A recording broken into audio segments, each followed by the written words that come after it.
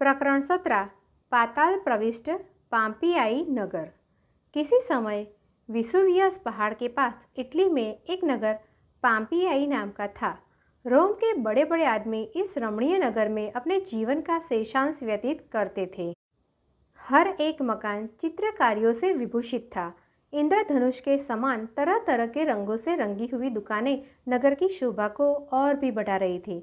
हर सड़क के छोर पर छोटे छोटे तालाब थे, जिनके किनारे भगवान मरीचिमाली के उत्ताप को निवारण करने के लिए यदि कोई पथिक थोड़ी देर के लिए बैठ जाता था तो उसके प्राणंद का पार न रहता था।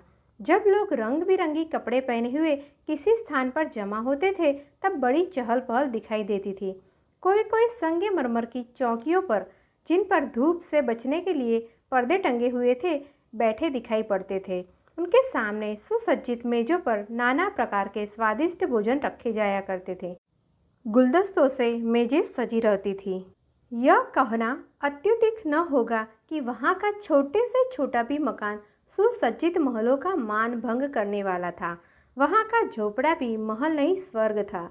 यहाँ पर हम केवल एक ही मकान का थोड़ा सा हाल लिखते हैं।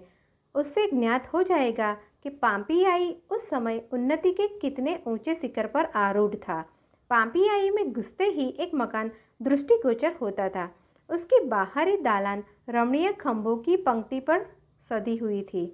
दालान के भीतर घुसने पर एक बड़ा लंबा चौड़ा कमरा मिलता था। वह एक प्रकार का कोषगृह था। उसमें लोग अपना अपना बहुमूल्य सामान जमा करते थे। वह सामान लोहे और तांबे के संदूकों में रखा रहता था। सिपाही चारों तरफ पहरा दिया करते थे। रोमन देवताओं की पूजा भी इसी में हुआ करती थी। इस कमरे में बराबर एक और भी कमरा था। उसमें मेहमान ठहराए जाते थे। उसी में कचहरी भी थी। इससे भी बढ़कर एक गोल कमरा था। उसके फर्श में संगमरमर और संगमूसा की पच्चीकारी का काम था। दीवारों पर उत्तम उत्तम चित्र अंकित थे। इस कमरे में पुराने इतिहास और राज्य संबंधी कागजात रहते थे। यह कमरा बीच से लकड़ी के पर्दे से दो भागों में बटा हुआ था। दूसरे भाग में मेहमान लोग भोजन करते थे। इसके बाद देखने वाला यदि दक्षिण की तरफ मुड़ता तो एक और बहुत बड़ा सजा हुआ कमरा मिलता। उसमें सोने का प्रबंध था। कौचें बिछी हुई थी। उन पर 3-3 फीट ऊंचे रेशमी गद्दे पड़े रहते थे। इसी कमरे में दीवार के किनारे किनारे अलमारियां लगी थी। उनमें बहुमूल्य रत्न और प्राचीन काल की अन्य आश्चर्यजनक चीजें रखी रहती थी। इस मकान के चारों तरफ एक बड़ा ही मनोहारी बगीचा था। जगह जगह पर फव्वारे अपने सलील सीकर बरसाते थे। उनकी बूंदें बिल्लोर के समान चमकती हुई भूमि पर गिर गिरकर बड़ा ही मधुर शब्द करती थी। फव्वारों के किनारे किनारे माधवी लताएं कलियों से परिपूर्ण शरद ऋतु की चांदनी का आनंद देती थी। फव्वारों के कारण दूर दूर तक की वायु शीतल रहती थी। जहाँ तहाँ सघन वृक्षों की कुंजें भी थी। आगे चलकर गर्मियों में रहने के लिए एक मकान था, जिसे हम मदन विलास कह सकते हैं। पाठक कृपा करके इसके भी दर्शन कर लीजिए। इसकी भी सजावट अपूर्व थी। इसमें जो मेजें थी वे देवदारू की सुगंधित लकड़ी की थी। उन पर चांदी सोने के तारों से तारकशी का काम था। सोने चांदी की रत्न जड़ित कुर्सियां भी थी। उन पर रेशमी झालरदार गद्दियां पड़ी हुई थी। कभी कभी मेहमान लोग इसमें भी भोजन करते थे। भोजन उपरांत वे चांदी के बर्तनों में हाथ धोते थे। इसके बाद बहुमूल्य शराब सोने के प्यालों में उड़ती थी। पानोत्तर माली प्रसन्न स्तवक मेहमानों को देता था और सुमन वर्षा होती थी। अंत में नृत्य प्रारंभ होता था। इसी गायन वादन के मध्य में इत्रपान होता था और गुलाब जल की वृष्टि होती थी। ये सब बातें अपनी हैसियत के मुताबिक सभी के यहाँ होती थी। त्योहार पर तो सभी ऐसा करते थे। एक दिन कोई त्योहार मनाया जा रहा था। वृद्ध, युवा, बालिक, स्त्रियां सभी आमोद प्रमोद में मग्न थे। इतने में अकस्मात विसुवियस से धुआं निकलता दिखाई दिया। शनै शनै धुएं का गुब्बारा बढ़ता गया, यहाँ तक कि 3 घंटे दिन रहे ही चारों ओर अंधकार छा गया। सावन भादों की काली रात सी हो गई।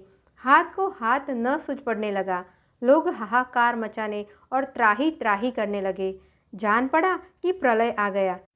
जहाँ पहले धुआं निकलना शुरू हुआ था वहाँ से चिंगारियाँ निकलने लगी। लोग भागने लगे, परंतु भागकर जाते भी तो कहाँ। ऐसे समय में निकल भागना नितांत असंभव था।